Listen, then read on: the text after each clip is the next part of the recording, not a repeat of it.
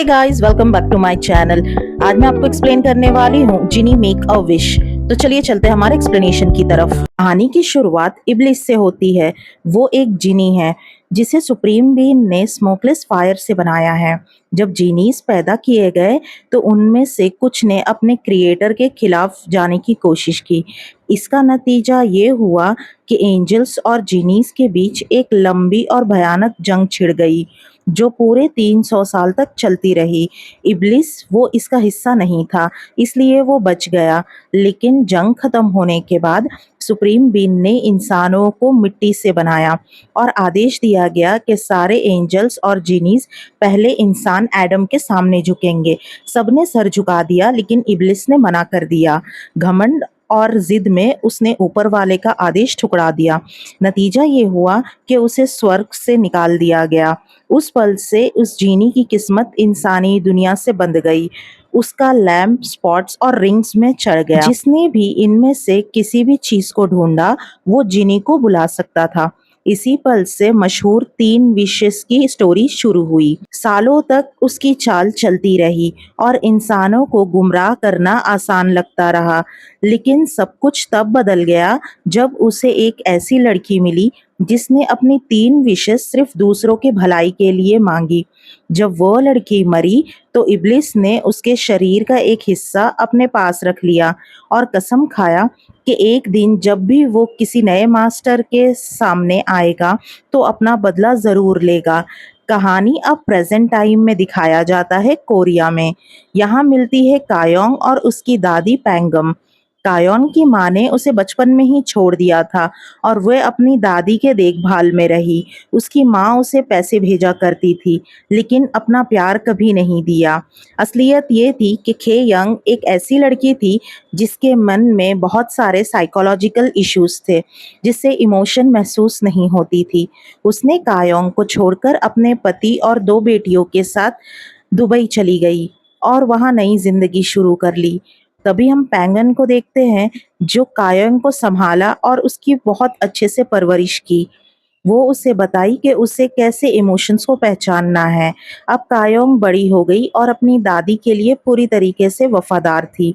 वो अपनी माँ से लास्ट टाइम मिलती है और साफ कह देती है कि अगर मेरी दादी को चोट पहुंचाई तो मैं चुप नहीं बैठूंगी, और उसकी माँ से सारे रिश्ते तोड़ देती है। वेकेशन के टाइम पर कायोंग ऐसे टूट पर जाती है जहाँ वो टूर गाइड सबको चेतावनी देता है कि रेत के तूफान में कभी-कभी एक अजीब सा क्लाउड डस्ट दिखाई देता है जिसे लोग जिनी कहते हैं। डेजर्ट में जाते हुए कायंग ठोकर खा के गिरती है और उसे एक पुराना लैंप मिलता है। गुस्से में वो लैंप को बार-बार रेत पर पटकती है जैसे अपनी माँ का चेहरा कुचल रही हो।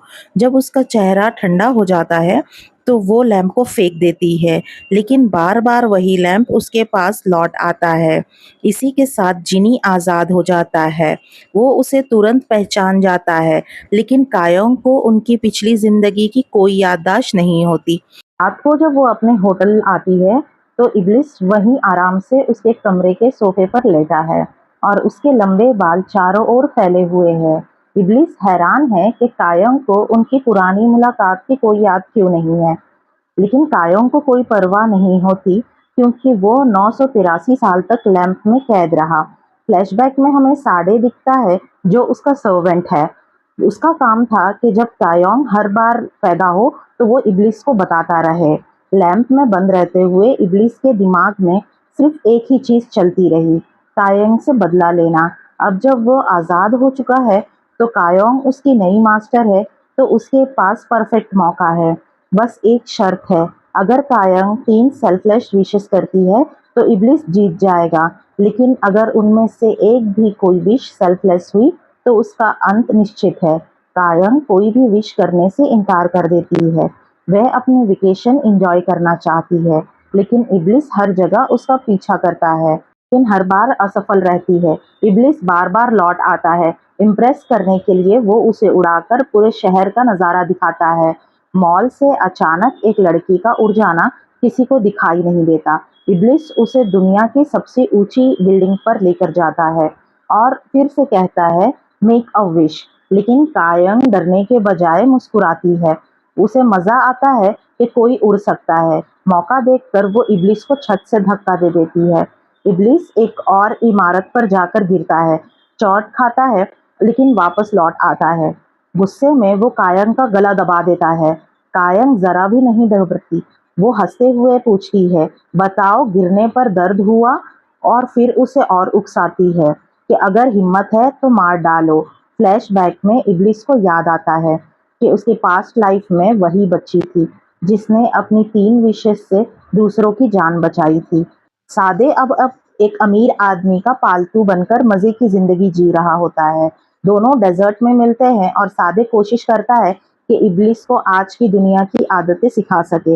इतने हजार सालों के बाद डेजर्ट भी बदल चुका था। इधर कायों की वेकेशन खत्म हो जाती है और वो घर लौटने के लिए फ्लाइट पकड़ लेती है, लेकिन वो होटल रूम में लैंप छोड़ आती है। अचानक इब्लिस उसी फ्लाइट में उसके सामने आ जाता है और आराम से बैठकर खा रहा होता है। वो उसके घर तक उसके पीछे पीछे पहुंच जाता है और सब लोग मान लेते हैं कि ये उसका होने वाला पति है। पेंजॉन उसे देखकर हैरान हो जाती है। इब्लिस खुद को ली ब्यूली के नाम से इंट्रोड्यूस करता है। कायंग तुरंत कुछ रूल्स बनाती है अगर उसे घर में रहना है, लेकिन जब फ्लैशबैक में दिखाया जाता है कि पेंजियम ने बचपन में कायंग के लिए कितनी मेहनत की थी। कायंग हमेशा उसकी बात सुनती थी और पढ़ाई में बहुत अच्छा करती थी। जब वो क्लास में टॉप करती थी तो पेंजियम के सपने और बढ़ जाते थे, लेकिन जब उसने मैकेनिक का काम शुरू किया तो पेंजियम का दिल टूट गया। तभी गांव वाले भी फ्लैशबैक में दिखते हैं, जो पेंजियम के साथ मिलकर कायंग को संभालने की कोशिश करते थे। अब जब इब्लिस उसके साथ रह रहा होता है तो वो साडे पर डिपेंड करता है ताकि वो मॉडर्न दुनिया को समझ सके। गांव वाले सादे को देखकर समझते हैं कि शायद ये कोई टूरिस्ट है जो समर के लिए आया है। मैकेनिक शॉप में सैंगटे अपने कार की टेल लाइट ठीक कराने आता है। कायंग नोटिस करती है कि लाइट पर खून और बाल लगे हैं, लेकिन वो कुछ कहती नहीं। सैंगटे गांव के गेस्ट हाउस का मालिक है। इसी बीच गांव का चीफ इब्लिस से मिलता है। इब्लिस उसे लोकल डिग्निटरी समझकर अजीब से क्रिएट करता है। वो उसके नाक से अपनी नाक 3 बार टकराता है। चैंसिक डर जाता है और सोचता है कि ये कोई गे सीन है।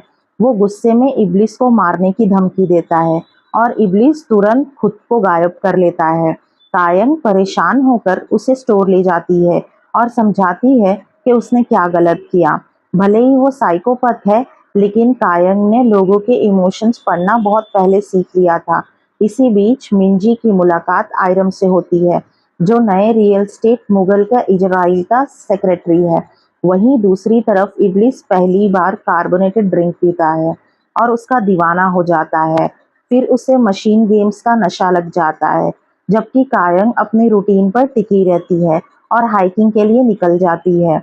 वापस आते वक्त इब्लिस उससे पैसे मांगता है ताकि गेम खेल सके।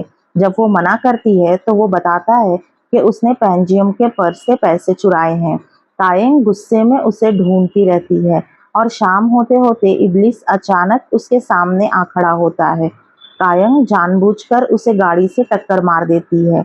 इब्लिस चोट खाता है तो सादे को भी पेन होता है। वो लैंप में जाकर उससे मिलता है और जान जाता है कि कायंग एक साइकोपैथ है। इसके बाद सादे इब्लिस को एक इंटरनेट कैफे ले जाता है ताकि वो कायंग के बारे में और सीख सके। दूसरी तरफ कायंग मिंजी के हॉस्पिटल पहुंचती है और अपनी भड़ास निकालती है। इब्लिस समझ जाता है कि दुनिया खत्म करने की धमकी कायंग पर बिल्कुल काम नहीं करेगी। वो नया तरीका अपनाता है। इस बार वो कायंग को मैकेनिक शॉप में बंद करके आग लगा देता है, लेकिन कायंग दूसरी दरवाजे से बाहर निकल जाती है और इब्लिस की धुलाई कर देती है। विलेजर्स और फायर फाइटर्स आकर देखते हैं कि आग तुरंत बुझ चुकी है और इब्लिस की हालत खराब है। लोग बीच में आने की कोशिश करते हैं, लेकिन इब्लिस खुद कहता है कि उसे बीट करने दो। कायंग उससे दुकान ठीक करने को कहकर चली जाती है। बाद में कायोंग मिंजी के साथ डिनर करती है। ये सब उसका रूटीन है। वहीं वो अपनी मन की बात कहती है कि जब पेंजियम मर जाएगी तो वो भी सुसाइड कर लेगी। उसे डर है कि पेंजियम के बिना वो अपने रूटीन पर टिक नहीं पाएगी। कई सालों से कायुंग अपनी मौत की प्लानिंग कर रही है, यहाँ तक कि उसने अपनी कॉफिन भी ले लिया है। इब्लिस अपनी इनविजिबिलिटी की वजह से सुनता है और कायंग उसे देख लेती है, लेकिन मिंजी को लगता है कि कायंग खुद से बात कर रही है। घर जाते वक्त इब्लिस फिर सामने आता है। कायंग उसे एक हेयरपिन देती है और कहती है वो ये तब पहने जब सब उसके सामने दिखना हो। बातचीत के दौरान इब्लिस विशेष के लिए फिर से कहता है। कायम गुस्से में कहती है कि वो इतनी जल्दी उसे मारना चाहता है। इब्लिस बताता है कि उसे जल्दी करना होगा ताकि वो भी बाकी इंसानों की तरह करप्ट हो जाए, लेकिन कयंग साफ कहती है कि उसे इंसानों पर भरोसा है और ये भरोसा उसे पेंजियन ने दिया है। आखिरकार कायंग अपनी पहली विश रखती है। वो कहती है कि अगर इब्लिस को लगता है कि इंसान करप्ट है तो उसे साबित करना होगा। उसकी पहली विश यही है कि वो रात में मिलने वाले पहले 5 लोगों की विशेस पूरी करेगा।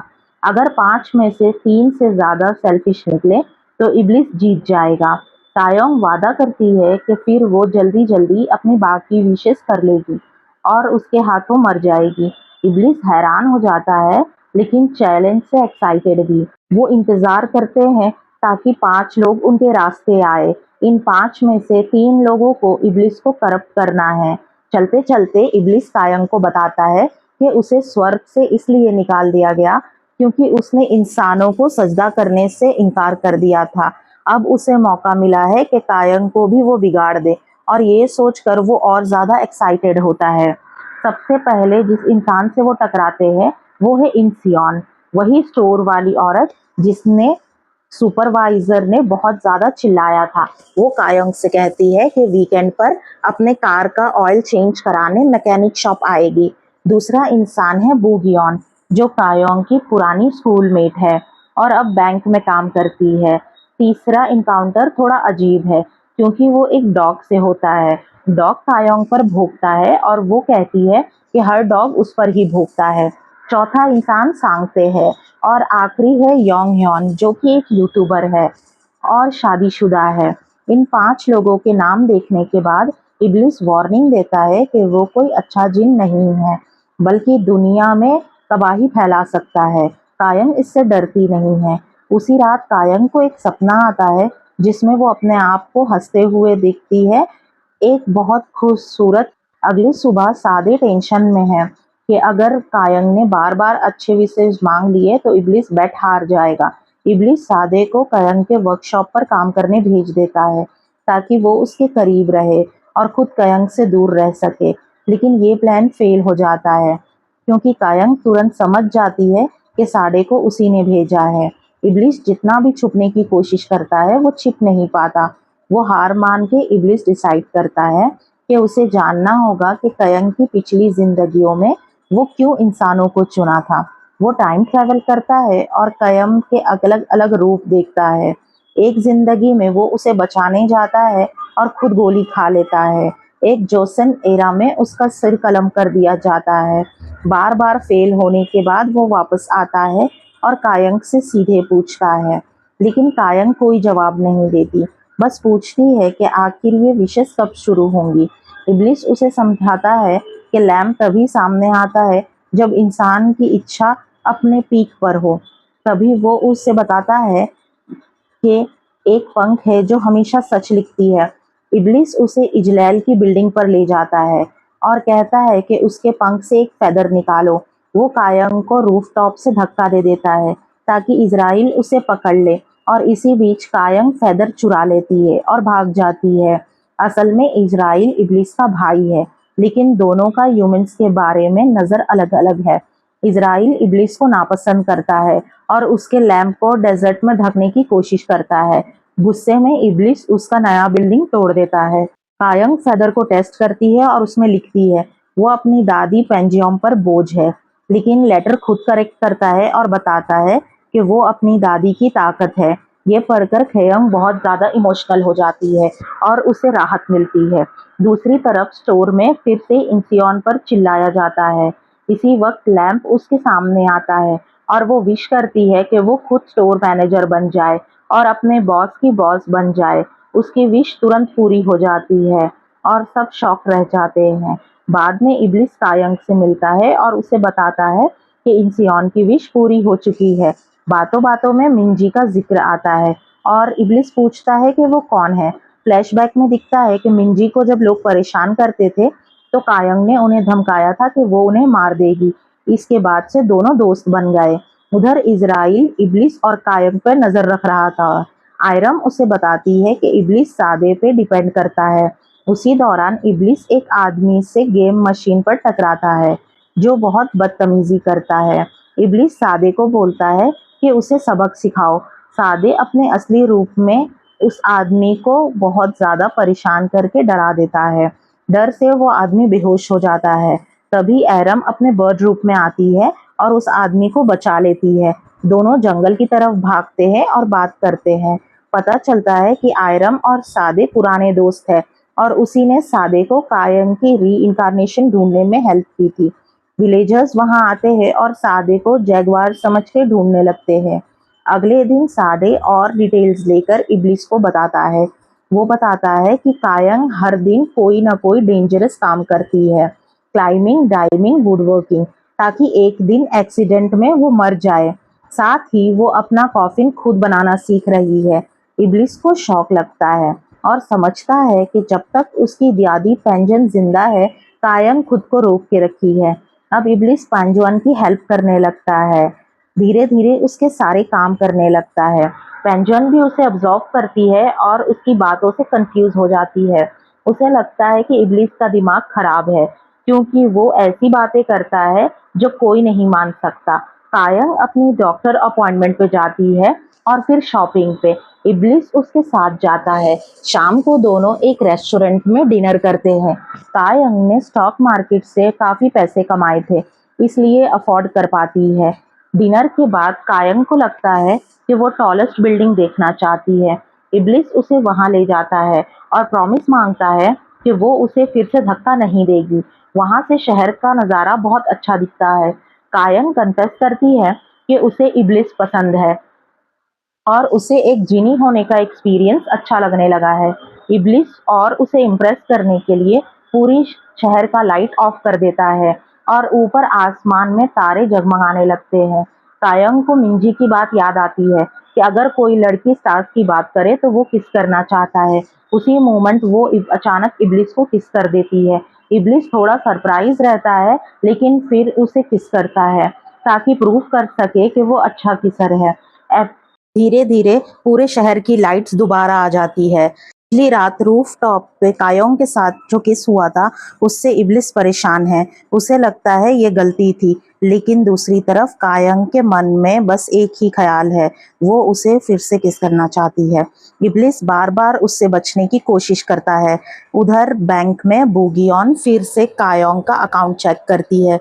उसे चिढ़ है कि उसका बॉस कायोंग को हमेशा रॉयल्टी देता है और उसे बार बार कहता है कि कायोंग को खुश रखो। घर पर इब्लिस को पैनिक हो जाता है जब उसे पता चलता है कि कायोंग बारिश बुलाने की रिचुअल्स ढूंढ रही है, लेकिन उसके लिए बुरी खबर ये थी कि मौसम की बारिश अगले हफ्ते ही होगी। इसी बीच कायोंग अपने लोग को लेकर बहुत ज्यादा ऑब्सेस्ड हो जाती है। उसे लगता है कि किस के बाद वो और भी सुंदर लग रही है। इब्लिस अपने फ्रस्ट्रेशन को सादे से शेयर करता है। सादे हंसते हुए कहता है कि पहले डेंटिस्ट जाकर अपना इलाज कराओ। इब्लिस मिंजी के डेंटल क्लिनिक पहुंच जाता है, लेकिन छोटी सी मुलाकात के बाद मिंजी उसे पहचान लेती है और तुरंत कायंग को कॉल करती है। मिंजी कायंग को समझाती है कि इब्लिस से दूर रहो, वो तुम्हें पैसों के लिए यूज कर रहा है। कायंग गुस्से में इब्लिस को मारती है और फिर उसे पुलिस के हवाले कर देती है। ये बोलकर के उसने कान इंजन को ऑन रहते हुए शराब पी है। पुलिस स्टेशन में सादे किसी तरीके उसका हेल्प करता है और उसे छुड़वाता है। इसके बाद इब्लिस फेस्टिवल में पहुंचता है और फायरवर्क्स की तैयारी करवाता है। अब वो प्लान करता है कि कायंग को करप्ट करने के लिए उसे सिड्यूस करेगा। फेस्टिवल में पेंजियम उससे टकराती है। तभी कोई उसका हेयरपिन चुरा लेता है जो कायंग ने उसे गिफ्ट किया था। चोरी की वजह से वो दो राइवल पॉकेट ग्रुप्स को फंस जाता है, लेकिन आखिरकार हेयरपिन वापस ले लेता है। शाम को फायरवर्क शुरू होते हैं, लेकिन इब्लिस की गलती से उसमें कर्सिव वर्ड्स आ जाते हैं। इसी बीच इज़राइल कायंग से मिलने आता है और सच बताता है कि वो एक एंजल है, एंजल ऑफ डेथ। कायम पूछती है कि ये सब बताने की ज़रूरत क्यों है। इज़राइल कहता है कि ये सब उसका काम है और इब्लिस को तब मारना कि जब वो इंसानों के आगे झुक जाएगा। वो भी चाहता है कि कायम जीत जाए। ये सुनकर कायम गुस्सा हो जाती है और उसे भगा देती है। इज़राइल नाराज़ होकर आयरम पर अपना गुस्सा निकालता है। फेस्टिवल खत्म होने के बाद मिंजी इब्लिस को ड्रिंक्स पर ले जाती है। मिंजी साफ बोलती है कि वो कायम की लाइफ से निकल जाए क्योंकि वो उसकी रूटीन को डिस्टर्ब कर रहा है। इब्लिस उसकी बातों पर हंसने लगता है और दोनों हंसते-हंसते बातें करने लगते हैं। तभी कयंग उन्हें साथ में देख लेती है और जेलस हो जाती है। वो मिंजी को घर छोड़ देती है और इब्लिस को रेस्टोरेंट का बिल भरने के लिए अकेला छोड़ देती है। बिल ना देने पर इब्लिस खुद पुलिस को कॉल करता है। कायंग उसे बेल करके लेके आती है। इसी दौरान कायंग उसे बताती है कि इज़राइल उससे मिलने आया था। इब्लिस बताता है कि वो और इज़राइल एक वॉर में थे। वॉर तो बहुत पहले ख़त्म हो गई, लेकिन इज़राइल अभी भी पीछे नहीं हटा है। वो कयंग को अपने बाकी भाइयों के बारे में भी बताता है और कहता है कि उनमें से एक के पास बारिश को कंट्रोल करने की शक्ति है।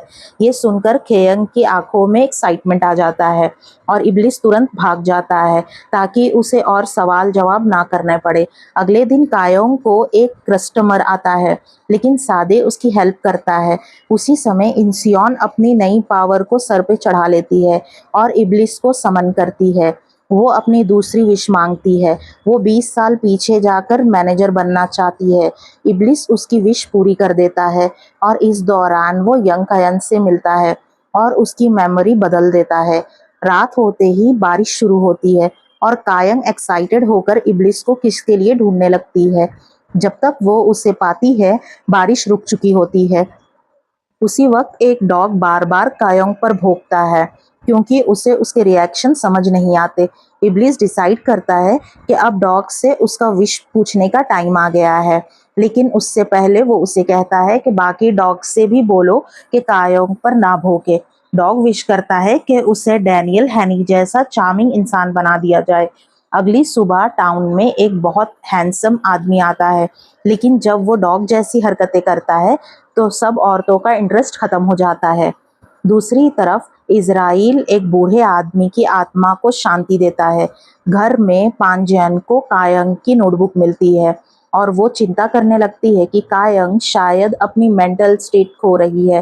कायंग इब्लिस से कहती है, क्या वो नोटबुक उन्हीं लैंप में छुपा सकता है? इब्लिस उसे अंदर बुलाता है और बताता है कि लैंप में वो कितना अकेला महसूस करता है, लेकिन कायंग उसकी फीलिंग समझ नहीं पाती। वो साफ कहती है कि वो इज़राइल को जीतने नहीं देगी और पेंजियम के मौत के बाद इब्लिस को जीतने में मदद करेगी। दोनों दिन भर मिलकर लैंप को सजाते हैं। कयंग सोचती है कि इंसियोन की विशेस सिर्फ स्टोर तक क्यों लिमिटेड है, वो और बड़ा क्यों नहीं सोचती। इब्लिस ह्यूमंस का मजाक उड़ाता है और कयंग गुस्से में उसे मारने की धमकी देती है। इसी बीच पेंजियम लैंप को ढूंढ लेती है और उसे हिलाती है। इब्लिस अचानक कयंग के ऊपर आ गिरता है और दोनों ऑलमोस्ट किस कर लेते हैं। तभी पेंजियन कहती है कि बाहर बारिश हो रही है। दोनों भागकर अल्कोहल लेने निकलते हैं ताकि किस के लिए रूल्स पूरे हो सके, लेकिन बाहर पेंजियन रोती हुई मिलती है। यून राय उसे बताती है कि मिस्टर किम की डेथ हो चुकी है। सब फ्यूनरल में जाते हैं। वहीं कायोंग अपनी ग्रैंड माँ को सुनती है, जो अगर कहती है कि अगर मैं बीमार हो गई तो मैं कायंग पर बोझ बन जाऊंगी। कायंग इस बार खुद इब्लिस को बुलाती है और अपनी दूसरी विश मांगती है। वो चाहती है कि पेंजियन फिर से यंग हो जाए, उसकी उम्र कायंग जितनी हो जाए, और कहती है उसे 10 दिन के अंदर ये विश पूरी करनी होगी। पेंजियम इतनी एक्साइटेड होती है जब कायोंग हवाई की टिकट्स बुक करती है और वो सबको ये सब न्यूज़ बता देती है। दूसरी तरफ इम सियोन अपनी बेटी की हरकतों से परेशान है। उसकी बेटी कई दिनों से स्कूल मिस कर रही है और लड़कों के साथ घूम रही है। हालात तब बिगड़ जाते हैं जब इम सियोन को बेटी की बिन में नेगेटिव प्रेगनेंसी टेस्ट मिलता है। इब्लिस इन सियोन को आखिरी विश करने के लिए उकसाने लगता है, लेकिन वो मना कर देती है। 3 दिन गुजर जाते हैं पर पेंजियम सुबह उठकर देखती है कि वो फिर से 28 साल की हो गई है। खुशी और शौक से वो कई बार बेहोश हो जाती है। धीरे धीरे जब उसे यकीन हो जाता है तो वो डिसाइड करती है कि अपनी नई जवानी का मजा लेगी। वो क्योन की वार्डरोब से कपड़े उठाती है और बाहर निकल जाती है। इसी समय आयरम इज़राइल को बताता है कि कायोंग ने फिर से एक नोबल विश की है। विश ऐसा है जिसमें अपने लिए उसने कुछ नहीं मांगा। इज़राइल टेंशन में आ जाता है कि कहीं वो अपने भाई को मारने का मौका ना खो दे। दूसरी तरफ इब्लिस भी डरता है कि कहीं वो बेट ना हार जाए। इज़राइल इब्लिस के लैंप में पहुंचकर उसे डांटता है। वो कहता कि इब्लिस के मेथड्स पुराने हो चुके हैं। वो इंसानी दुनिया को डिस्टर्ब कर रहा है। इब्लिस अपनी कीमत साबित करने का मौका मांगता है। उसी टाइम किंग डे जो डॉग है वो वापस आता है और अपनी दूसरी विश मांगता है। वो चाहता है कि उसे पैसा और आइडेंटिटी कार्ड्स मिले ताकि वो दुनिया में सरवाइव कर सके। इब्लिस उसे इतना पैसा देता है कि वो नया आइडेंटिटी खरीद लेता है और बॉस बन जाता है। इधर इज़राइल जब वापस आता है तो देखता है कि इब्लिस ने उसका सारा पैसा सेफ से निकाल लिया है और उसकी पेंटिंग भी खराब कर दी है। शहर में पैंजियम खुशी खुशी वॉक करती है, दुकानों की विंडोज में खुद को देखती है। कायोंग उसे पकड़ने की कोशिश करती है लेकिन जल्दी थक जाती है। वो डिसाइड करती है कि ग्रैंड माँ के लिए कुछ रूल्स बनाए जाएंगे। पेंजियम को मनाती है कि अपना पुराना फोन छोड़ दे और सबको बोले कि वो एक स्टूडेंट है जो 6 मंथ के लिए यहाँ आई है। इब्लिस अचानक बीच में आके खाना मांगता है और दोनों उसे चिल्लाकर भगा देते हैं। अगली सुबह इब्लिस कैबेज फार्म में काम करने लगता है। वो इतना मेहनत करता है कि लंच से पहले ही वो सारा काम खत्म कर देता है। खुश होकर उसे पता चलता है कि फार्म्स में काम करने पर पैसा मिलता है और खाना भी। रात को सैंगटे अपनी ट्रक में डियर से टकरा जाता है। ट्रक में उसे एक लैंप मिलता है। वो उसे रब करता है और इब्लिस सामने आता है। इब्लिस उसे जीनी के रूल समझाता है। सैंगटे मजाक में विश करता है कि डियर बच जाए। डियर अचानक उठकर चलने लगता है और सांगटे हैरान रह जाता है कि उसने पहला विश वेस्ट कर दिया। गुस्से में वो इब्लिस को गाली देता है लेकिन इब्लिस पलटकर उसे बहुत मारता है। सीन कट होता है मेंशन की तरफ जहां जुनहू और उसका बेटा जंगहुन आते हैं। टाउन के लोग पेपर्स लेने आते हैं और नोटिस करते हैं कि मेंशन के आसपास कहीं टैटू वाले लोग घूम रहे हैं। छांग से खिड़की से झांकते हैं। एक गंदे रूप वाले आदमी को देखता है लेकिन वो तुरंत गायब हो जाता है। कायंग अपने घर पर कैमरा इंस्टॉल कराती है ताकि पेंजियम पर नजर रख सके। पेंजियम जमीन खोदकर पुराने पैसे निकालना चाहती है लेकिन कायंग बताती है कि उसने वो पैसे इन्वेस्ट करके स्टॉक से फॉर्च्यून बना लिया और मिंजी की पढ़ाई भी उसी से कराई। पेंजियन इम्प्रेस हो जाती है और प्रॉफिट शेयर करने के लिए मान जाती है। अगली सुबह मिंजी पेंजियम को बाइक एक्सीडेंट से बचाता है और दोनों जल्दी फ्रेंड्स बन जाते हैं। बैंक में बू ग्योन का फ्रस्ट्रेशन बढ़ जाता है जब मैनेजर उसे कहता है कि कायोंग को स्वीट से बात करे। वहीं उसे लैंप मिलता है और वो अपना पहला विश मांगती है कि कायोंग के बैंक अकाउंट का सारा पैसा उसे मिल जाए।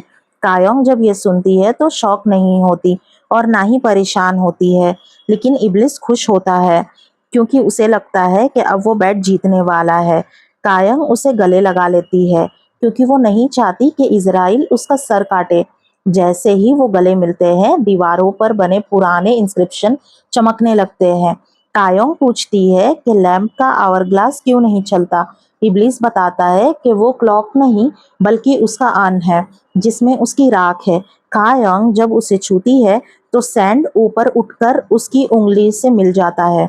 उसकी वॉच उल्टी डायरेक्शन में चलने लगती है और उसे विजन दिखता है जिसमें वो लैंप के अंदर है।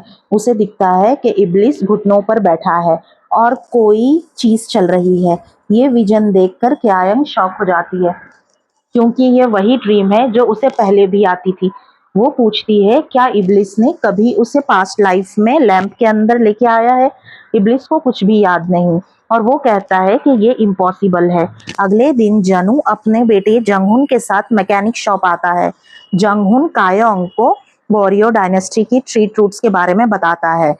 उसका बोलने का अंदाज अजीब होता है लेकिन कायोंग ध्यान नहीं देती। तभी साड़े वहां आता है और जंगहुन उसकी शैडो देख लेता है। कायोंग घर लौटती है और पेंजियम को अपनी फेवरेट हील्स पहनने हुए देखकर चिढ़ जाती है। कैफे में वो देखती है कि पेंजियम और मिंजी खुश होकर बातें कर रहे हैं। जलन में वो और गुस्सा हो जाती है। इब्लिस सामने आकर पूछता है, क्या हगिंग के भी रूल्स होते हैं? कयंग कुछ नहीं कहती और गुस्से में वहां से चली जाती है। उसी समय इज़राइल अपने रूट पेंटिंग को ठीक करने की कोशिश करता है। गुस्से में वो इब्लिस को ढूंढ लेता है और दोनों बहुत ज्यादा फाइट करते हैं। दोनों एक दूसरे पर वार करते रहते हैं जब तक थक नहीं जाते। रात को कायंग फिर से अपने विजन के बारे में सोचती है। उसे याद आता है कि किसी यंग गर्ल की आवाज उसे बुला रही थी। वो सोचती है कि आखिर वो लड़की किससे और किस चीज के लिए भीख मांग रही थी। तभी इज़राइल उससे मिलने आता है। वो कायंग को समझाता है कि तीसरा राइचस विश करो और वो उसे ऑफर करता है कि वो उसे पास्ट में लेकर जाएगा ताकि कायन खुद देख सके कि इब्लिस उसे क्यों मारना चाहता है और उसकी मौत कैसे हुई थी। इज़राइल उसके यांग को एक टेम्पटिंग ऑफर देता है। वो कहता है कि दोनों एक्चुअली एक साथ है क्योंकि उनका दुश्मन एक ही है। लेकिन केयांग गुस्से में उसे पेंट से मारती है और भगा देती है। उसी वक्त आयरम को दर्द होता है जबकि वो साडे के साथ डेट पर होती है। अगली सुबह पुलिस कायंग के शॉप पर आती है। वो लोग एक ब्लॉन्ड औरत को ढूंढ रहे होते हैं जो हाल ही में मिसिंग हुई है। कायंग और सादे वादा करते हैं कि अगर वो औरत दिखी तो वो तुरंत पुलिस को बताएंगे। कायंग जब वो औरत की फोटो देखती है तो उसे शक होता है कि सांग टै की गाड़ी के लाइट्स पर जो खून लगा है वो शायद उसी औरत का है। लकीली उसके पास टूटे हुए ग्लास भी होते हैं। तभी शहर के दूसरी पुलिस अपने यंग दोस्त सांग ह्योक से मिलता है। तभी साडे इंटरप्ट करता है और उसे बताता है कि इज़राइल ने कायंग को ऑफर दिया था। इब्लिस तुरंत समझ जाता है कि अब कायंग बैड मूड में होगी और अपना गुस्सा उसी पर निकालेगी। वो उसे ढूंढने जाता है और देखता है कि कायंग समुंदर में अंदर है। वो एक्चुअली अपने मौत को रिहर्सल कर रही होती है। इब्लिस उसके सामने आता है और उसका गियर ठीक करता है। पेंजियन फिर से कायोंग की वार्डरोब पड़ती है। इस बार कायोंग ने आउटफिट स्टाइल करने के लिए फोटोज भी लगा दिए थे। पेंजियन कैफे में मीजी से मिलती है। पहुंचा उन्हें देख लेती है और टाउन की उन लेडीज को खबर कर देती है। फिर सब ये सोचकर परेशान थे कि पेंजियम जब बाहर थी तो मीजू उसके घर क्यों रहने लगी। सुराय सबको कन्विंस करती है कि कायोंग ने अपनी ग्रैंड माँ को मार दिया है और मीजू उसकी साथी है। तभी वो सब लोगों के साथ टाउन के लोगों को लेकर पेंजियम के घर पहुंचती है।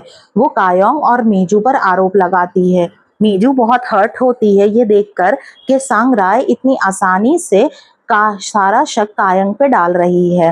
तभी चैंगसिक पेंजियम को कॉल करता है और वो फोन उठा लेती है। सब औरतें शॉक्ड हो जाती है और फोन छीनकर पेंजियम से बात करती है।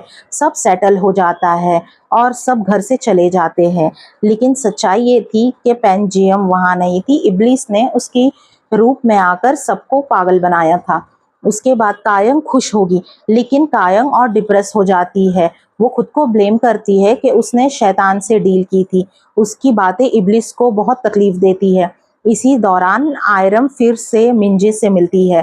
वो बताती है कि वो डेफ है और सिर्फ लिप्स पढ़ सकती है। इब्लिस अपना मन शांत करने के लिए गैम्बलिंग में चला जाता है लेकिन पुलिस उसे पकड़ लेती है। बाद में केआयंग उसकी बेल कराती है और गुस्से में फिर से पीट देती है। उधर बुगियन अपनी अगली चाल चलती है। वो इब्लिस से विश करती है कि कायंग की डेली ट्रांसफर लिमिट मैक्स हो जाए। तुरंत कायंग बैंक पहुंचकर अपनी लिमिट बढ़ा देती है। बुगियन खुशी खुशी रोज कायंग के अकाउंट से पैसे अपने अकाउंट में डालने लगती है। कायंग इब्लिस से कहती है कि उसे एरोगेंस थी कि उसने इन सारों पर ट्रस्ट किया। वो पूछती है कि वो सी में उसके पास क्यों आया था। इसे सांग हियोक इब्लिस को बताता है कि उसकी माँ का बॉयफ्रेंड उन दोनों पर अब्यूज करता है। वो कहता है कि उसे यकीन है कि जब वो भागा तो उसने एक एंजल देखा। वो प्रार्थना करता है कि उसकी माँ सेफ हो। इब्लिस उसे ऑफर देता है कि एक वॉन में वो उस आदमी से छुटकारा दिला देगा। इब्लिस उस आदमी को डेजर्ट ले जाकर वाइल्ड डॉग्स के हवाले कर देता है। बाद में इज़राइल वहां आता है और इब्लिस को डांटता है कि वो ह्यूमंस के जिंदगी में फिर से इंटरफेयर कर रहा है। इब्लिस काउंटर करता है कि इज़राइल ने खुद कायंग को ऑफर दिया था, तो वो क्यों विलन बने। वो पूछता है कि इज़राइल का असली मोटिव क्या है, क्या वो डर रहा है। कोरिया में कायंग अपनी वॉच दिखाकर मैकेनिक से चेक कराती है कि आवर ग्लास टच करने पर क्या हुआ था, लेकिन वॉच बिल्कुल ठीक निकलती है। घर लौटकर कायंग लैंप को ध्यान से देखती है और पीछे एक पुराना इंस्क्रिप्शन देखती है। वो उसे गूगल ट्रांसलेट करती है और शॉक होती है कि लैंप सन 1041 एडी में बना था। मतलब इब्लिस ने झूठ बोला, क्योंकि उसके बताए समय से 20 साल गायब थे। बैंक में बुगियान पर मुसीबत आ जाती है। मैनेजर जान जाता है कि कायंग के अकाउंट से उसके अकाउंट में पैसे ट्रांसफर हो रहे हैं। वो उसे वार्न करता है कि इशू क्लियर करो, वरना कायंग बैंक पर केस करेगी। मेंशन में जंगहुन एथिक में लॉक आदमी को एक एप्पल देता है। उसके पैर में एक स्ट्रिंग बंधी होती है। जंगहुन उसे एक बुक देने के लिए थैंक यू बोलता है और निकल जाता है। सीन कट होता है इज़राइल के ऑफिस में। कायंग वहां आती है और उसका ऑफर एक्सेप्ट कर लेती है। इज़राइल उसे पास्ट में ले जाता है, उस रात में जब उसकी मौत हुई थी। इब्लिस डेजर्ट में अपने अगले मास्टर का इंतजार कर रहा था। वहीं कुछ ट्रेटर्स वाइल्ड डॉग से बचने के लिए एक स्लेव बॉय को उसके सामने फेंक देते हैं। कायम गिरते गिरते लैम्प तक पहुंचती है और अपनी पहली विश करती है कि उस लड़के को बचा लो और उसे लंबी जिंदगी दो। इब्लिस ट्रेटर्स को मार देता है और उनकी लाइफ उस लड़के को दे देता है। दूसरी विश में कायंग डिमांड करती है कि उसके लोगों को स्लेव ट्रेड से बचा लिया जाए। इब्लिस ट्रेड रूल्स तोड़ देता है, सुनामी लेकर आता है और ज्यादा लोग मर जाते हैं। तीसरी विश से पहले इज़राइल उसके सामने आता है। वो कहता है कि इन मौतों की जिम्मेदार वही है। कायंग गिल्ट में अपनी लाइफ बचाने से मना कर देती है। जब वाइल्ड डॉग्स उसे नोच रहे होते हैं तो इब्लिस ने सोचा था कि वो सेल्फिश विश मांगेगी, लेकिन उसने उल्टा पनिशमेंट मांग लिया, और खुद के लिए भी और इब्लिस के लिए भी। ये सुनकर इब्लिस गुस्से में आ जाता है। उसी वक्त इज़राइल आता है और इब्लिस को लॉक करने लगता है। सुप्रीम बीइंग ने जिस राइचस ट्यूमन का जिक्र किया था वो कायंग ही थी। इब्लिस उसकी बॉडी को धीरे धीरे सड़ते देखता है जब तक वो राख में नहीं बदल जाती। आखिरकार वो उसकी कुछ राख को इकट्ठा करता है और धीरे धीरे लैंप में अब्जॉर्ब होने लगता है। प्रेजेंट में कायंग देखती है कि लैंप में बंद होने से पहले इब्लिस के चेहरे पर एक अजीब एक्सप्रेशन था। वो घुटनों पर बैठकर उसका चेहरा ध्यान से देखती है और हाथ से छूती है। उसे शौक होता है कि इब्लिस के चेहरे पर सच्चा पछतावा और गहरी उदासी है। जैसे ही उसका हाथ इब्लिस के चेहरे को छूता है, लैंप का आवर ग्लास चलने लगता है। कायंग की उम्र एक दिन कम हो जाती है। अचानक इब्लिस के सीने में तेज दर्द उठता है। वो घुटने पर गिर जाता है। उसका शरीर जलने लगता है। वो जो भी छूता है जल जाता है। उसकी पुरानी यादें आने लगती है। वो खुद के कायंग को मिलते हुए देखता है। उसे याद आता है कि वो खून के आंसू रो रहा था। उसकी चीखें पूरे डेजर्ट में गूंज रही थी। इज़राइल को बोलती है, मैं मर रही थी और तुम वहां पर बैठे हुए देख रहे थे, और वो गुस्से में उसे एक मुक्का मार देती है। और फिर दूसरे दिन वो इब्लिस को बुलाकर उसकी पहली लव लाइफ के बारे में पूछती है, क्या उसकी कोई गर्लफ्रेंड थी, और वो बताता है हाँ। जिसके बाद वो किसके बारे में पूछती है तो वो वहां से गायब हो जाता है। यहाँ पर कांग अपने काम पर लेट लौटती है, जिस वजह से उसे जॉब छोड़ने के लिए बोल देते हैं और वो जॉब छोड़ देती है। दूसरी तरफ यहाँ पर हम देखते हैं, दूसरी तरफ योंग नशे में अपने फोन को लेकर बैठा हुआ होता है। तभी फिर उसे अपने फोन पर चिराग दिखाई देता है और वो उसे यकीन नहीं करता। वो उसे फिर विश मांग लेता है, बोलता है कि उसे एक ऐसी कंटेंट मिल जाए जिससे कि उसका चैनल वायरल हो जाए। और तभी यहाँ पर वो लाइव स्ट्रीम्स के साथ में उसे जंगल में पहुंचा दिया जाता है, जहां पर उसे एक डेड बॉडी मिलता है, जिससे बहुत सारे लोग उसके चैनल को देखने लगते हैं। सब लोगों को लगता है कि ये डेड बॉडी जरूर योंग ने किया होगा, क्योंकि वो एक साइकोपैथ है। इस बात से नानी को बहुत ज्यादा दुख पहुंचता है, क्योंकि कोई भी यंग को सही नहीं समझ रहा था। सबके सब उसे साइकोपैथ और पागल समझते थे। जिसके बाद इब्लिस उसे ऊंची जगह पर लेकर जाता है और स्टार्स दिखाता है ताकि उसका मूड ठीक हो जाए, लेकिन योंग उसे पागल बनाकर उसे धक्का मार देती है।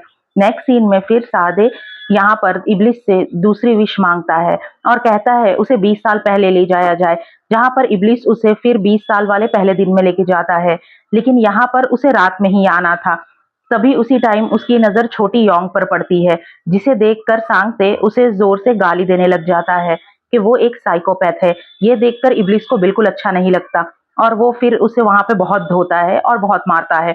रात के टाइम पर जब 20 साल पहले वाला सांगते एक औरत को मार के उसके बाल कलर करने लगता है, जो कि कोई और नहीं, प्रेजेंट टाइम में वो लाइव स्ट्रीम वाली लड़की की डेड बॉडी ही है। जिसके बाद उसकी माँ ने उसे ये सब करते हुए देख लिया था, पर उन्होंने पुलिस को कुछ नहीं बताया था। सांगते यहीं पे ये सब देखने आया था कि 20 साल पहले किसी ने उसे देखा तो नहीं था। सच जानने के बाद उसे बहुत खुशी होती है कि उसका क्राइम किसी ने भी नहीं देखा। तभी इब्लिस विश आकर उसकी यंग को बताता है, जिससे यंग को भी पता चल जाता है कि सांगते एक सीरियल किलर है और अभी भी उसने ही एक लड़की को मारा है। वो बोलती है कि उसकी तीसरी विश में वो उसे फंसा दे। ये देखकर इब्लिस बोलता है कि तुमसे कोई भी नहीं जीत सकता। तभी उसी टाइम पर योंग फिर इज़राइल की बात को याद करती है। वो उसे कहती है कि वो उसे हारने नहीं देगी। ये सुनते ही वो अकेले जाकर रेगिस्तान में बैठ जाता है।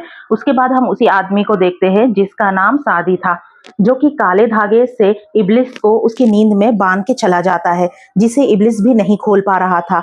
लेकिन योंग उसे फटाक से खोल देती है। जिसके बाद हम सादी और उस बच्चे को देखते हैं। यहाँ पर ये पता लगता है कि ये काम उस बच्चे का ही था और वो उस धागे की पावर को देखना चाहता था कि वो आज भी काम करती है या नहीं। दरअसल वो बच्चा इब्लिस के चिराग का मालिक बनना चाहता था। और वहीं पर योंग को अपने पास्ट लाइफ के कुछ फ्लैशबैक फिर से दिखने लग जाते हैं, जिसमें वो एक बच्चे जिसका नाम खालिद है उसके साथ में होती है। उसके बाद योंग वो धागा नानी के हाथ में बांधती है, जिससे नानी भी आराम से खोल देती है। लेकिन जब ये धागा योंग इब्लिस को बांधती है और नानी से खुलवाती है तो वो नहीं खोल पाती। तब इससे ही पता चल जाता है कि ये धागा सिर्फ वही खोल सकती है, कोई और नहीं। फिर रात के टाइम पर योंग सांगते को जाकर एक लड़की का बाल देती है, जो कि उसे उसके हेडलाइट के पीछे से मिला था और वो समझ जाता है कि उसे मर्डर के बारे में पता चल गया है। वो उसे मारने के बारे में सोचता है, लेकिन उसी टाइम पर योंग उससे बोल देती है कि तुम्हें ठीक से मर्डर करना भी नहीं आता। तुम्हें तो मैं उसी टाइम पर मारूंगी जब तुम अपने टाइम में जाकर सारे सबूत मिटा दोगे। और वो उसे बहुत ज़्यादा मैनिपुलेट करती है ताकि वो अपनी विश ऐसे ही खराब कर दे। यहाँ पर इब्लिस को सईद से शादी के घर का सब कुछ पता चल जाता है। नेक्स्ट डे फिर इब्लिस योंग को फिर दुबई चलने के लिए कहता है, और वो भी अकेले। लेकिन योंग नानी और मिंजी को भी साथ में ले जाती है। दुबई में फिर इब्लिस योंग को एक सुराही पर घिसने के लिए कहता है और उससे ऐसे करते ही बाहर जीनिया आती है, जहाँ योंग को पता लगता है कि ये वो इब्लिस की एक्स है, जिसे देखकर वो यहाँ से चली जाती है। फिर जीनिया योंग को जाते हुए गालियाँ देती है, यानी कि वो उससे बहुत ज़्यादा जेलस थी। इब्लिस और जीनिया आपस में बात करते हैं, जहाँ पर इब्लिस उससे पूछता है क्या पास्ट में योंग का फेस लेकर कभी वो उसके साथ टाइम स्पेंड किया है, जिसके लिए जीनिया मना कर देती है। तब वो उससे शादी और उस धागे के बारे में पूछता है, जहाँ वो बताती है कि शादी का एक इंसानी औरत से बेटा था, जो कि कालीन बनाया करता था। लेकिन फिर आधा जीनी और आधा इंसान होने की वजह से उसका डेथ कम उम्र में ही हो गया था। तुम उस लड़के से क्यों मिले जिसके लिए तुमने पूरा शहर ही बर्बाद कर दिया। ये बोलते ही जीनिया को याद आता है कि उसकी यादें पूरी तरीके से मिट चुकी है, इसलिए वो इब्लिस को वहां से भगा देती है। इब्लिस ये सब कुछ सुनकर याद करता है, जहाँ पर वो खुद को योंग के साथ में हंसते हुए अपने चिराग में देखता है। और वहीं दूसरी तरफ इज़राइल जहारा से मिलने के लिए जाता है। उसे बोलता है कि इब्लिस चिराग से बाहर आ चुका है और वो तुमसे मिलने के लिए अगर आए तो तुम अपना मुंह बंद रखना। कुछ तो था जो ये लोग छुपा रहे थे। वापस आकर ईरम से ये पता चलता है कि उसने इब्लिस को जीनिया का पता दे दिया है, और वो भी उससे बिना पूछे, इसलिए गुस्से में वो उसके बोलने की शक्ति छीन लेता है। वहीं दूसरी तरफ योंग और इब्लिस घूमते हुए एक जगह पर पहुंचते हैं, जहां पर इब्लिस को तलवार लगी थी, लेकिन इब्लिस को नहीं पता था कि वो यहाँ पर कैसे आई। नेक्स्ट डे फिर हम नानी को दूर से उसकी माँ दिखाती है, जिसे देखकर वो रोने लग जाती है।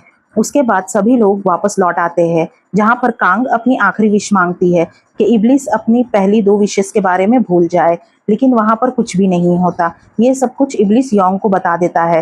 योंग फिर पूछती है कि आखिरकार कुछ हुआ क्यों नहीं।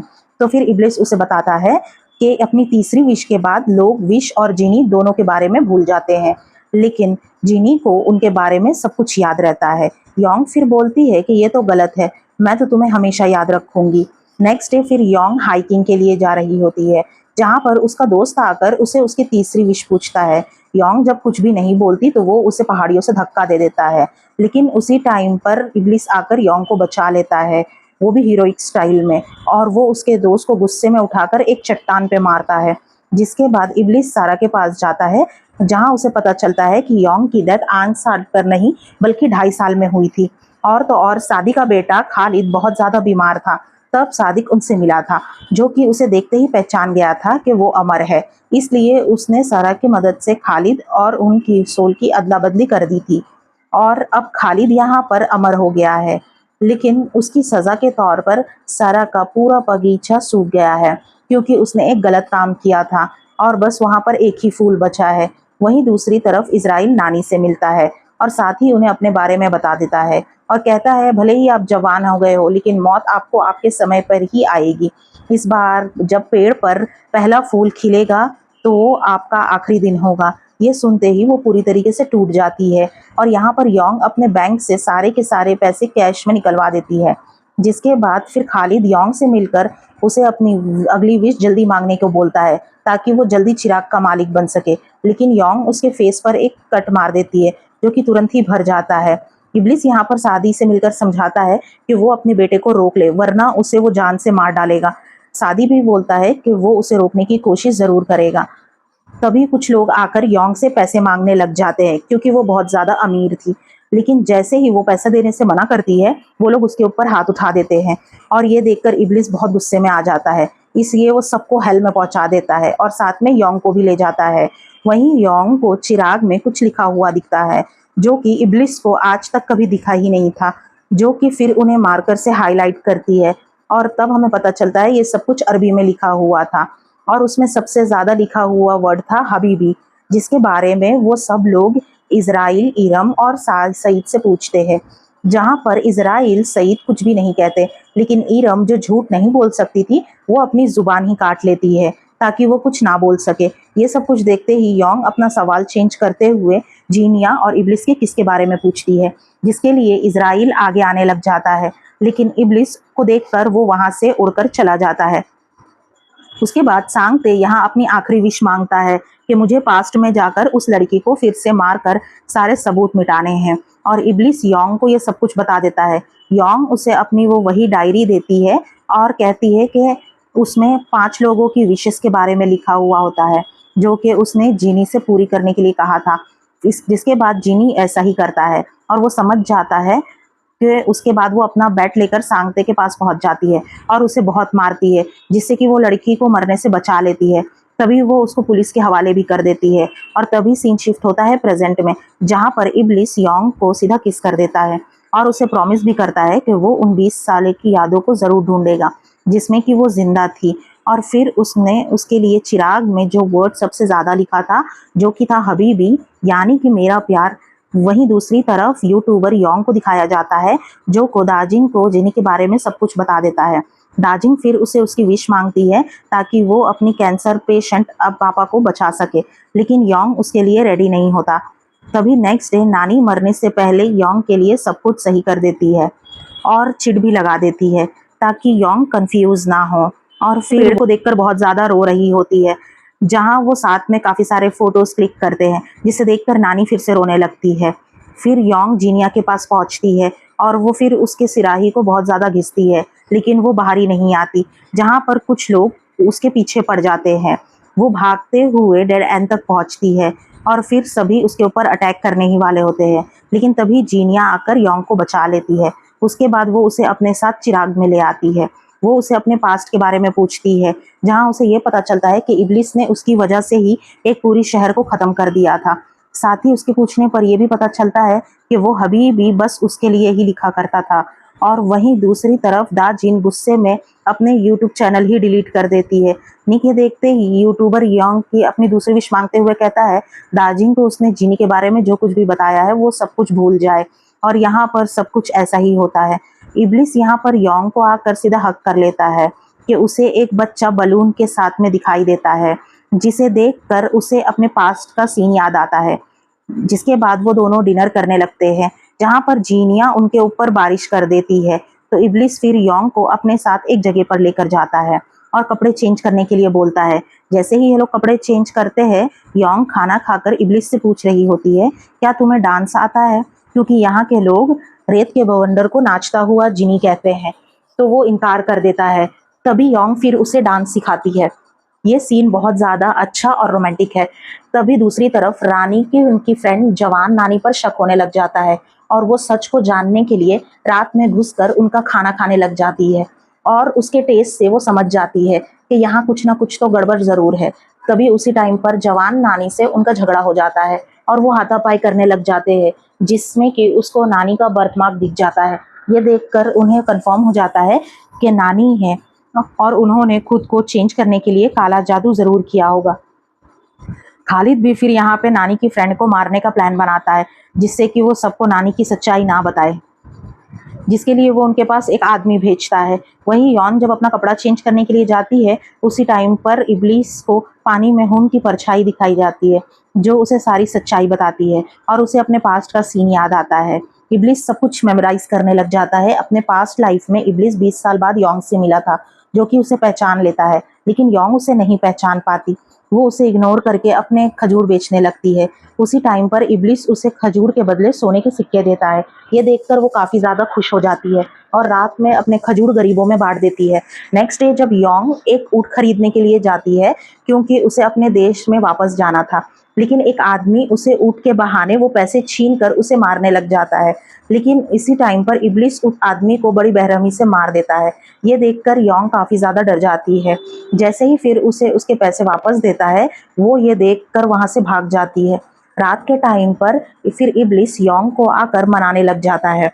साथ ही उसे बोलता है कि वो उसे उसके देश जरूर लेकर जाएगा, क्योंकि उसे उसका रास्ता पता है। ये सुनते ही वो काफी ज्यादा खुश हो जाती है।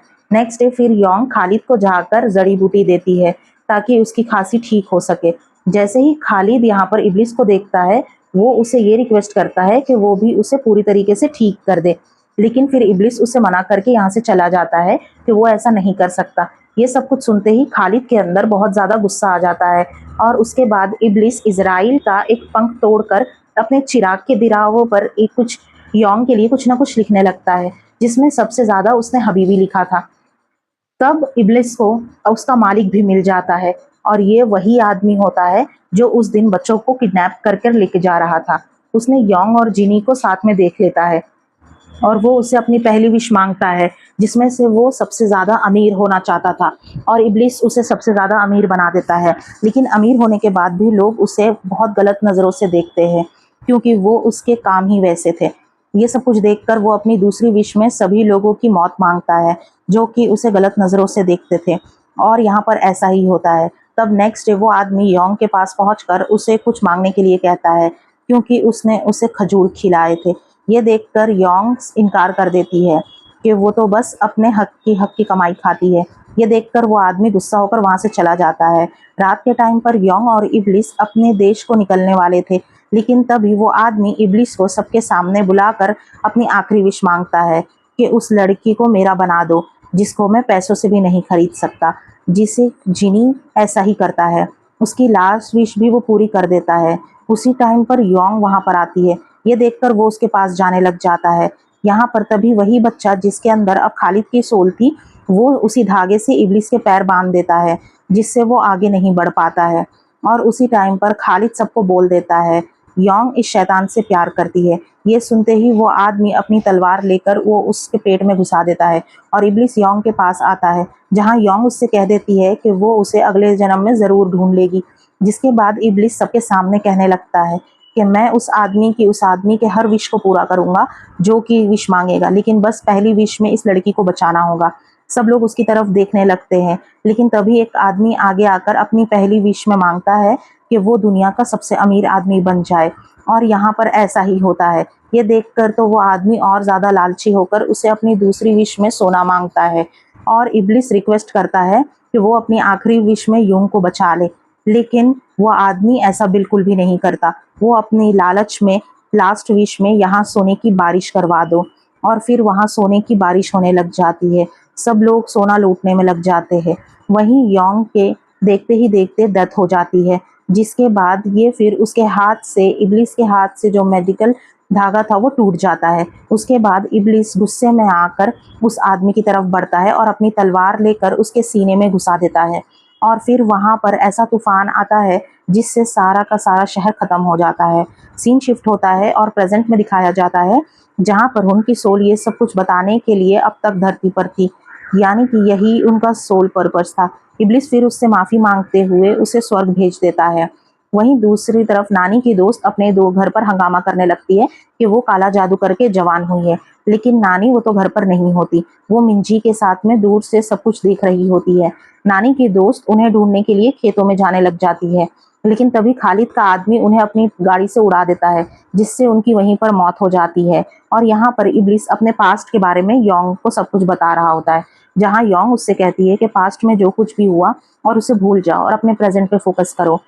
तभी उसके बाद योंग वापस आकर मिंजी और नानी से मिलती है, साथ ही उनकी सेफ्टी के लिए उन्हें चिराग में रहने के लिए कहती है, जिससे साफ साफ पता चलता है कि यहाँ पर इब्लिस और योंग कुछ ना कुछ नया करेंगे।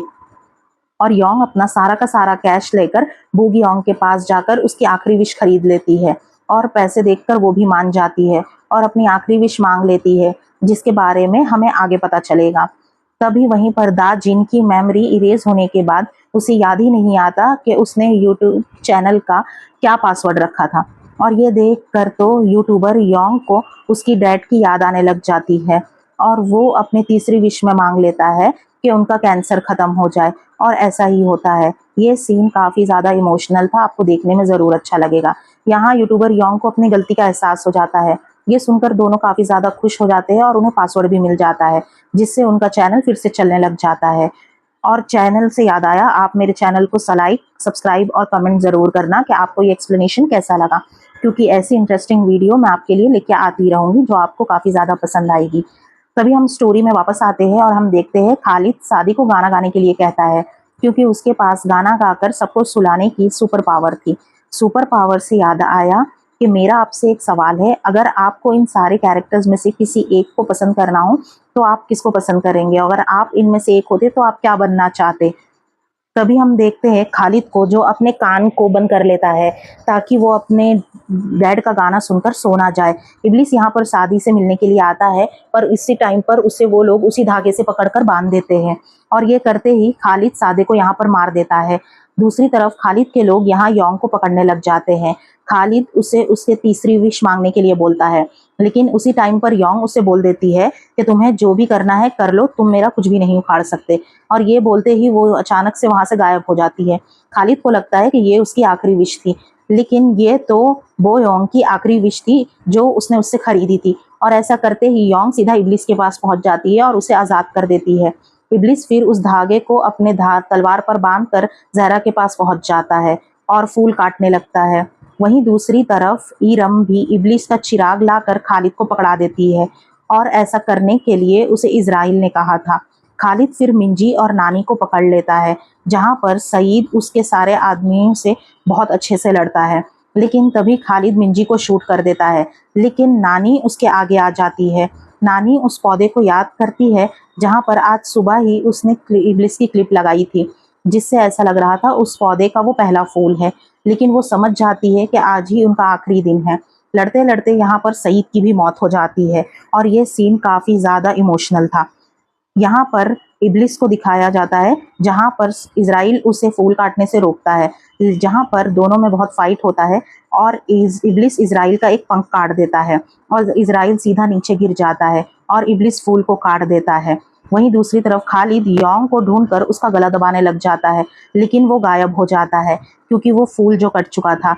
जहाँ पर एक लेडी होती है जो योंग को मारने के लिए आगे आती है, लेकिन तभी इब्लिस उसे दूर उठाकर फेंक देता है। जैसे ही योंग बाहर आती है वो नानी को देखती है, जो कि अब इस दुनिया में नहीं थी। नानी की डेथ हो चुकी थी और वो पूरी तरीके से टूट जाती है, उसे कुछ भी अच्छा नहीं लगता। नेक्स्ट डे जैसे ही बूगी ऑन योंग के पैसे उसे देने के लिए आती है, क्योंकि वो सब कुछ भूल चुकी है, लेकिन सोशल मीडिया से उसका बैग देखकर उसे मालूम चढ़ जाता है कि ये योंग का पैसा है, इस जिससे कि वो काफ़ी ज़्यादा डर जाती है और इसलिए वो उसका पैसा उसे वापस लौटाने पहुंच जाती है। और योंग ये सारे पैसे लेकर खेत में गाड़ देती है और उसके बाद योंग फिर इब्लिस को बुलाती है, लेकिन उसके पास वो नहीं आता। जिस वजह से वो फिर दुबई जाती है और बहुत दिनों तक रेत में वो इब्लिस को बहुत आवाज़ देती है, उसे ढूंढती है और फिर फाइनली वो आखिरकार उसके सामने आता है, जहाँ पर योंग अपनी आखिरी विश मांगती है, जिससे वो उससे कहती है कि उसे सबके जज्बातों को फील करना है, यानी कि उन सबके इमोशंस को महसूस करना चाहती है और वो उसके गम, खुशी और सब कुछ फील करना चाहती है। जिसके बाद इब्लिस उसके सामने सर झुकाते हुए कहता है कि वो उसे बहुत प्यार करता है, से बहुत ज़्यादा प्यार करता है, वो हमेशा अपना ध्यान रखे। और ये कहते ही वो अचानक से वहाँ से गायब हो जाता है, जिसके बाद से योंग को सब कुछ महसूस होने लगता है और फिर फाइनली वो अपनी नानी को याद करते हुए बहुत रोती है।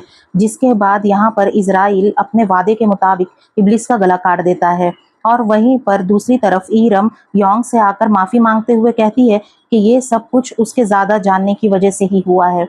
साथ ही वो यहाँ पर इब्लिस की यादें भी लौटा देती है, जिसमें उसे पता चलता है कि इब्लिस की मौत हो चुकी है और वो ज़ोर ज़ोर से फूट फूट के रोने लगती है और आखिरकार उसकी भी मौत हो जाती है। नेक्स्ट डे फिर मिंजी को कोरिया एम्बेसी से मिंजी की मौत की खबर मिल जाती है, जिससे वो पूरी तरीके से टूट जाती है। जिसके बाद योंग का फ्यूनरल होता है, जहाँ पर बहुत सारे लोग उसके लिए रो रहे होते हैं। नेक्स्ट डे जब मिंजी योंग के मेमोरियल प्लेस पे जाकर उसे याद करती है, उसी टाइम पर जैसे ही वो एक पॉट को छूती है तो वहाँ से एक जिनी बाहर निकल कर आती है, क्योंकि उसे देखकर वो बहुत ज़्यादा शॉक हो जाती है, क्योंकि वो कोई और नहीं योंग ही थी, जो कि अब जीनिया बन गई थी। वो उसे एक विश मांगने के लिए कहती है, जहाँ पर मिंजी अपनी पहली विश में मांगती है कि वो हर वेडनेसडे साथ में लंच करने जाएंगे। दूसरी विश में मांगती है कि जो बच्चे उसकी क्लिनिक तक नहीं पहुंच पाते वो उन्हें यहाँ तक पहुंचाए। अभी के लिए वो बस 2 ही विश मांगती है। उसके बाद योंग मार्केट में घूमने लगती है और फिर से वो अपने गैराज में काम करने लगती है, लेकिन यहाँ सब लोग उसे भूल चुके थे। और नेक्स्ट डे फिर मिंजी अपनी तीसरी विश मांग लेती है, जिसमें वो कहती है कि योंग को उसका सच्चा प्यार मिल जाए और वो हमेशा खुश रहे। और यहाँ पर सेम ऐसा ही होता है, मिंजी सब कुछ भूल जाती है, क्योंकि उसने तीसरी विश मांग ली थी और थर्ड विश के बाद विश मांगने वाला जिनी और अपनी तीनों विश के बारे में भूल जाता है। तो हम उसके बाद योंग को देखते हैं, जो पेड़ों के नीचे खड़े होकर बियर पी रही होती है। वो यहाँ पर इब्लिस को याद कर रही होती है और देखते ही देखते अचानक से वहाँ पर इब्लिस आ जाता है, जो आते ही उसे किस करता है और उसके बाद दोनों एक दूसरे को देखकर बहुत खुश हो जाते हैं और दोनों ही एक दूसरे को गले लगा लेते हैं। तभी नेक्स्ट डे हम इब्लिस को देखते हैं, जो पैसे कमाने जा रहा होता है, लेकिन योंग आकर उसे ले जाकर अपने गाड़े हुए पैसे दिखाती है, जो देखकर इब्लिस बहुत खुश हो जाता है।